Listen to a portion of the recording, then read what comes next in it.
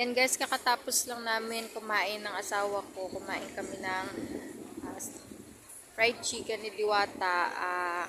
Dati guys kasi nung bagong sikat si Diwata, kumain din kami dito ng asawa ko. Kumain kami ng overload pares dati dito. So, dati yung overload pares 100 lang. Ngayon guys, 120 na siya. Tapos yung fried chicken ni Diwata guys sa tinatawag na Chicken Joy. Dati 100 lang din siya only rice sa may free soft drinks. Ngayon 140 na. So medyo tumaas lang ng konti yung mga presyo ni Diwata guys. Tsaka nagiba na rin yung itsura nung pwesto ni Diwata ngayon. Yan. Dati kasi guys yung mga display ng ulam niya at mga kanin soft drinks. Banda dito siya nakalagay.